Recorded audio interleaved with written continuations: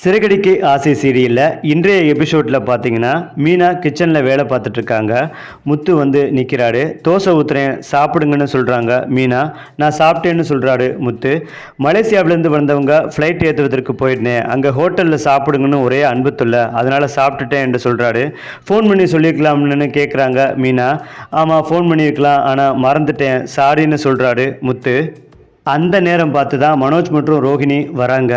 மனோஜை கூப்பிட்றாரு முத்து. நான் மலேசியாவிலேருந்து வந்த 2 பேரை கூட்டிகிட்டு வந்தல, அவங்க சொந்தக்காரவங்க மலேசியா ஜெயிலில் ஏதோ ஒரு பெரிய வேலை பார்க்குறாங்களா என்று சொல்லி ஆரம்பிக்க, உடனே ரோஹிணி வந்து நீங்கள் எதுக்கு இந்த வேலையெல்லாம் பார்க்குறீங்கன்னு கிண்டல் பண்ணுறாங்க. உடனே ரோகிணி சொல்கிறாங்க, எங்கள் அப்பா எங்கே போனால் உங்களுக்கு என்ன, இனிமேல் எங்கள் பிரச்சனையில் நீங்கள் தலையிடாதீங்க என்று கோவப்பட்டு சொல்ல முத்து சரியென சொல்லிவிடுகிறார். அவங்க கிளம்பிய பிறகு மீனா அப்பா ஜெயிலில் இருந்தால் எப்படி வெளியே எடுக்கலாம் என்று தானே யோசிப்பாங்க, இவங்க எதுக்கு கோவப்படுறாங்க என்று கேட்க அதே டவுட்டு தான் எனக்கும் ரொம்ப நாளாகவே இருக்குது. அதனால் எனக்கு இந்த டவுட்டு அதிகமாகுது. இன்னும் இதில் ஏதோ ஒன்று இருக்குன்னு மீனாட்ட சொல்கிறாரு. நம்ம இந்த விஷயத்தை கண்டிப்பாக துப்பறிஞ்சு கண்டுபிடிக்கணும் என்று சொல்லி ஜீவா கொடுத்த கண்ணாடியை எடுத்து இருவரும் மாட்டிக்கிட்டு இங்கும் அங்கும் நடக்கிறாங்க. பிறகு ஒரே நேரத்தில் முதல் விசாரணையை பார்வதி ஆண்டி வீட்டிலிருந்து தொடங்கலாம் என்று முடிவெடுத்து பார்வதி வீட்டுக்கு அல்வாவுடன் முத்துவும் மீனாவும் போகிறாங்க. அதே மாதிரியே முத்துவும் மீனாவும் பார்வதி ஆண்டி வீட்டுக்கு போனோன்னே, உங்களுக்கு தான் அல்வா ரொம்ப பிடிக்கும்ல சாப்பிடுங்க என்று சொல்லிட்டு, என்னுடைய ஃப்ரெண்டு நல்லா வசதியாக இருக்கான், ஆனால் அவனுக்கு வெளிநாட்டிலேருந்து வர்றப்போ தமிழ் பொண்ணு தான் வேணும்னு சொல்கிறாங்க, உங்களுக்கு ஏதாவது பொண்ணு தெரிஞ்சால் சொல்லுங்கள் என்று கேட்குறாங்க மீனாவும் முத்துவும். நீங்கள் தான் ஏற்கனவே மலேசியாவிலேருந்து பார்லர் அம்மாவை அறிமுகப்படுத்தி வச்சிங்க, அதே மாதிரி ஏதாவது இருந்தால் சொல்லுங்கள் என்று கேட்குறாரு முத்து. எனக்கு மலேசியாவில் யாரையும் தெரியாது, ரோஹிணி மசாஜ் பண்ணிகிட்ருப்பா, நல்லா பேசுவா, அவ்வளோதான். ஒரு நாள் உங்கள் அம்மாவுக்கு மசாஜ் பண்ணும்போது திடீர்னு ஃபோன் வந்தது, அப்பா அழுதுகிட்டே மலேசியா என்ற விஷயத்தை பற்றி சொன்னா, அவ்வளவுதான் எனக்கு தெரியும்னு சொல்கிறாங்க பார்வதி ஆண்டி. சரி நாங்கள் கிளம்புறோன்னு சொல்கிறாங்க முத்துவும் மீனாவும். அதற்கு பார்வதி ஆண்டி இருங்க காப்பி போட்டு எடுத்துகிட்டு வரேன்னு சொல்கிறாங்க. உடனே மீனாவும் முத்துவும் எதுவுமே நம்ம நினச்ச மாதிரி பதில் வரலையே, என்னங்க பண்ணுறது என்று யோசிக்க, உடனே மீனா நம்ம வித்யா வீட்டுக்கு போய் கேட்டு பார்க்கலாம் என்று பிளான் பண்ணுறாங்க.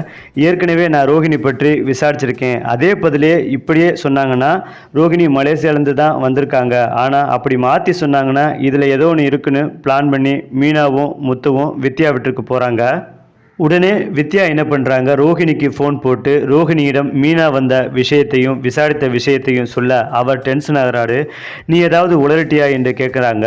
நான் எதுவும் சொல்லலை, நீ 1க்கு 2 பொய்யா சொல்லி வச்சிருக்க, நான் சமாளித்து அனுப்புறதுக்குள்ளே எனக்கு பெரிய பிரச்சனை ஆகிடும் போல இருக்குது என்று சொல்லி இதுக்கப்புறம் எதுவும் பேசாத என்று சொல்லி ஃபோனை வச்சிடுறாங்க ரோஹிணி. உடனே மனோஜ் என்ன ஆச்சு என்று கேட்குறாங்க. ரோஹிணி ஏன் டென்ஷனாக பேசிகிட்டு இருந்த அப்படின்னு கேட்குறாரு மனோஜ். உங்கள் வீட்டில் இருக்கிறவங்களுக்கு எத்தனை வாட்டி சொல்கிறது, என்னோடய விஷயத்தில் தலையிடாதீங்க என்று சொல்ல யாருன்னு கேட்குறாரு மனோஜ். அந்த முத்துவும் மீனாவும் தான் எதுக்கு என்னை பற்றி வித்யா கிட்ட விசாரிக்கிறாங்க என்று சொன்ன, உன்னை பற்றி விசாரிக்க என்ன இருக்குது என்று மனோஜ் கேட்குறாரு. மலேசியா என்று ஆரம்பித்த ரோஹிணி அப்படியே அமைதியாக இருக்காங்க. காசு தொலைஞ்சு போன விஷயத்தை பற்றி பேசியிருக்காங்க என்று மாற்றி பேசுகிறாரு ரோஹிணி. உடனே மனோஜ் கேட்குறாரு, நான் கேட்குறேன்னு தப்பாக நினச்சிக்காத ரோஹிணி, உங்கள் மாமா எந்த கண்ட்ரியில் இருக்காருன்னு கேளு, அவர்கிட்ட 30 லட்சம் கேட்கலாம், நம்ம கடனாக கேட்டு திருப்பி கொடுத்துடலாம், நீ வேணால் கேட்க வேணாம், நானே கேட்குறேன்னு சொல்கிறாரு மனோஜ். ரோஹிணி சரி நான் பார்க்குறேன் மனோஜ் என்று சொல்லிட்டு அங்கேருந்து கிளம்புறாங்க. இதுக்கப்புறமா தான் ரோஹிணி பற்றிய சந்தேகம் இன்னும் அதிகமாகுது.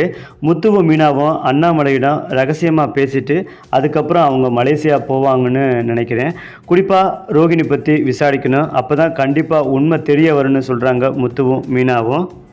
சரி, சிறகடிக்க ஆசை சீரியலில் உள்ள அடுத்தடுத்த எபிசோடுகளை பார்ப்பதற்கு லைக் பண்ணுங்கள், ஷேர் பண்ணுங்கள், மறக்காமல் நம்ம சேனலை சப்ஸ்கிரைப் பண்ணிக்கங்க.